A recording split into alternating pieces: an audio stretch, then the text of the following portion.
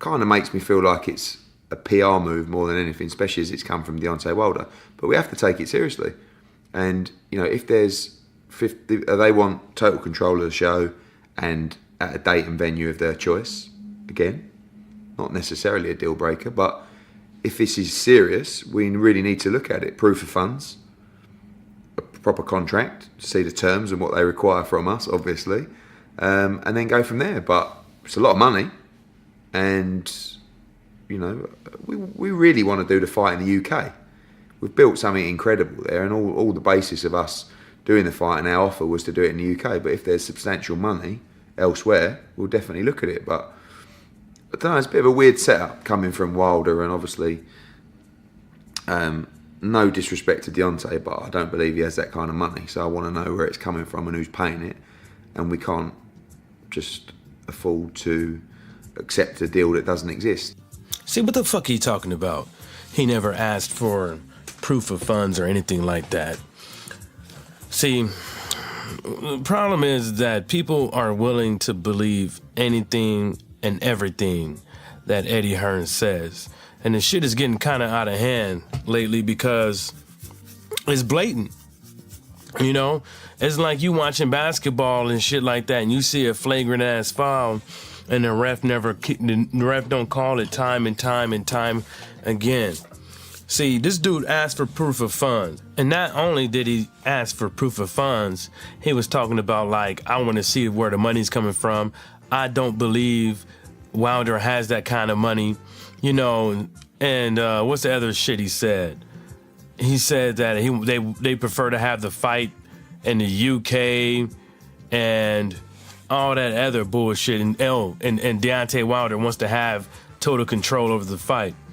You want to have total control of the fight. You want to pick all the fucking refs. You want to pick what kind of hors d'oeuvres they have in the back.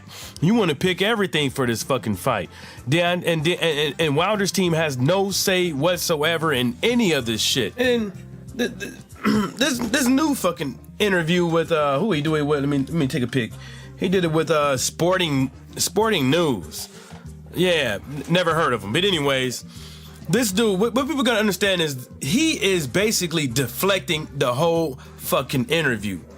So he starts off with the interview with, downplaying Wilder's gangster for a few fucking minutes. And then he goes into a couple minutes of talking about the actual negotiations with Team Wilder. And then he goes back into downplaying Wilder's gangster again, and then he keeps hopping back and forth.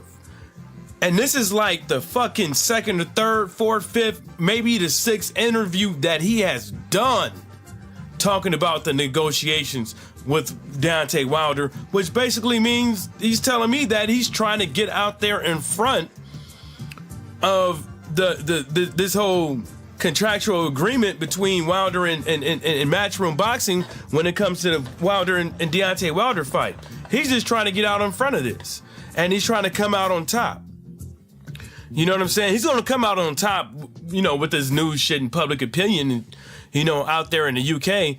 But he's not going to come out on top up over here because we don't play that shit. You know what I'm saying? We're not going to fall for some stupid ass shit like that.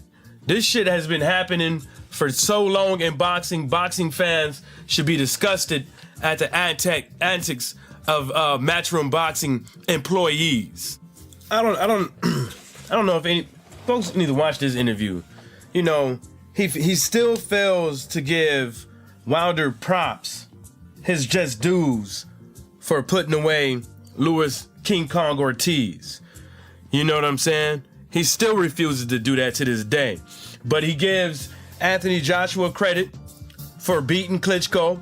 He gives Anthony Joshua credit for beating Joseph Parker in a lackluster ass fucking fight. You see what I'm saying? It's just sickening. Like, you get up on there in an interview and you just sit up there and you lie through your fucking teeth the whole fucking fight. And this is how dumb motherfuckers is. Sporting News is sitting up there reporting on some shit, and Eddie Hearn says we offered Wilder $15 million, which is around 30% of the fight purse. And I'm like, what the fuck? You mean to tell me the biggest fucking fight in the world right now, you offering Wilder less than what you gave Joseph Parker? And not only that, a flat fucking rate. No incentive to make extra fucking money. You're out of your fucking mind. This dude's negotiation tactics is straight up wicked. After he said around $30 million, around 30%, Sporting News should have been like, hey, ain't that like less than what you gave Joseph Parker? And like, why is that? Like, why they didn't ask any questions about that 30%? Because when Eddie Hearn knows, he said around 30%. Eddie Hearn knows the math for that. He knows it's 30% or probably less than 30%. You see what I'm saying? This motherfucker is crazy. This dude really thinks that Shelly Finkel and Al Heyman will allow Deontay Wilder to take a flat rate fucking offer for a fight like this without putting their 2 cents to him, without giving him good sound advice. You're a fucking fool. Eddie Hearn, Matchroom Boxing, anybody that thinks Eddie Hearn is a fucking stand-up dude is fuck you. You know what I'm saying? Fuck you. Yeah, fuck you too. Fuck your mama. Fuck your sister. Fuck your brother. Pause. Fuck all the motherfuckers. Yeah, my job as the promoter is to maximize my fighter's monetary amount, his dollars and all that stuff. If that was the case, how come you didn't take the 50 mil? If that's the case, why the fuck you want to have the fight over there in the UK? Why the fuck do you want to have your fights on the zone and not on pay-per-view? You're a fucking idiot, that's why. You would have been better off not doing this deal. You know what I'm saying? You'd have been better off doing that, because now you're going to have to perform. You're going to have to sign fighters. Or who are you going to sign, Keith Thurman? You can have him, because we don't want him no more. We don't want no shucking and jiving ass motherfucker.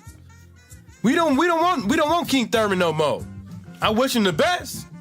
But when he signed with your punk ass, I wish everything around him fucking falls and crumbles. Shout outs to the LDBC, and everybody stay sucker free.